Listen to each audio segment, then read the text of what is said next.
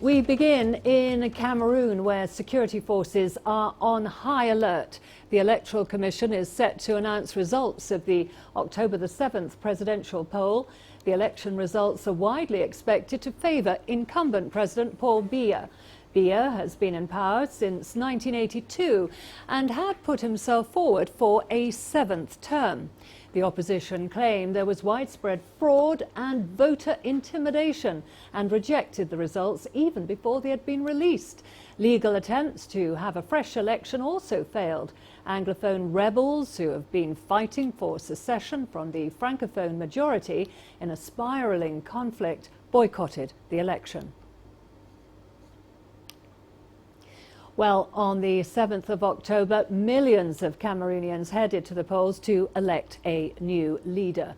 The man widely expected to win is incumbent Paul Biya, who's been in power for the last 36 years. CGTN's Robert Nagila profiles one of Africa's most entrenched leaders. Paul Biya is one of Africa's longest-serving leaders. In power since 1982, his leadership style has been described as hands-off. In May this year, he held his first cabinet meeting after more than 2 years. Born in 1933, Biya was educated in Cameroon and France, where he studied law at the Sorbonne.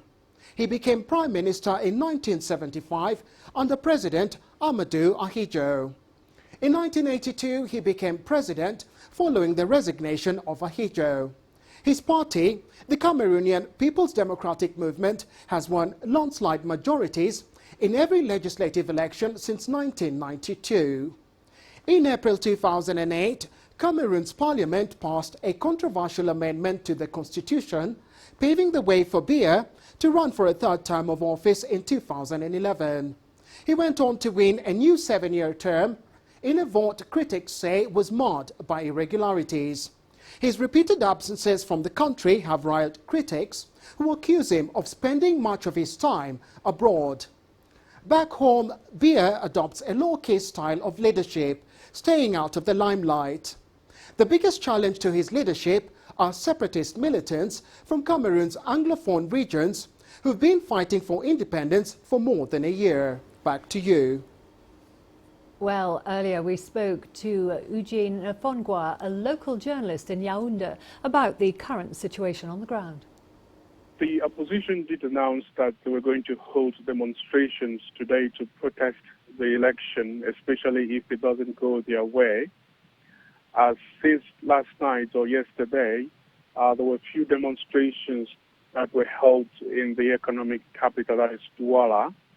But there's been a heavy deployment of the security forces across major streets in the big cities to preempt any demonstrations that are planned for today. There were reports earlier today that some officials of one of the political parties had been arrested and prevented from leaving their homes. But we will not know exactly how the public would react until the results are announced later today. The Constitutional Council is expected to start meeting at 11 a.m. local time. It will take a while for the results to be known. Until then, people are going about their businesses, their troops located at strategic positions across the capital where I am. And there's a sense of tension when you speak to people. In Douala particularly, since last night, residents of the city have been complaining that the quality of the internet has been very dismal. That hasn't been the case in the city of Yaoundé, where the election results will be announced. Have had glimpses into the results that would be announced today. The deliberations of the Constitutional Council that spent the last week looking at disputes gave people a sense of where the results might be going. Because of that, the kind of expectation that we saw 2-3 weeks ago when the campaigns were still on, when the polling was still in the process, had kind of died down because people have a sense of where this is going. And so many people are going about their business. From 11 a.m., where the Constitutional Council will begin announcing the results. We expect to see people gather around their TV sets to follow these announcements live on television.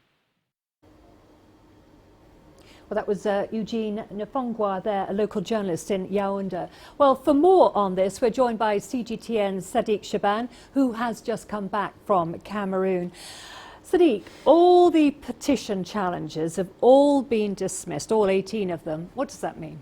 It means now that the attempts by the opposition parties in Cameroon to challenge the elections that were held on 7th of October have now effectively failed, and the Constitutional Council has now have an opportunity to rule on the election results, which is expected any moment now.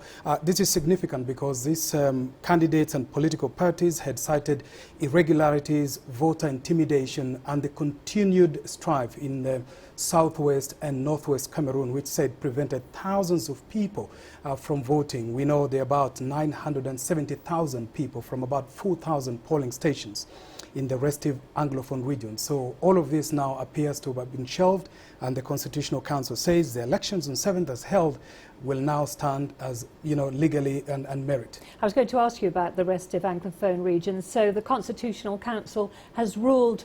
What exactly has it ruled about the elections there? Well, it just said after dismissing the last two petitions yesterday by Maurice Kamto and Joshua Osei, these are the two leading opposition candidates who had gone to the Constitutional Council to say, look, thousands of people did not vote in this area, and they wanted elections, at least in those regions, nullified on these grounds, saying the military is there preventing people, from voting. But the Constitutional Council say, look, we may have a problem in that region, but those who turned out to cast their ballot will be heard, and that these elections in these regions will continue. So this effectively means that the Constitutional Councils seem to have downplayed the crisis in that area by siding, if you will, with the Cameroon Elections Body and the ruling People's Democratic Movement of Cameroon, which says the elections in those regions, in fact, were free and fair.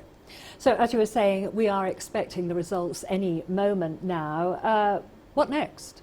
Well, it will mean effectively that Mr. Paul Biya will be declared the winner of the 7th of October presidential elections, and that all the 18 election petitions will now be legally thrown out.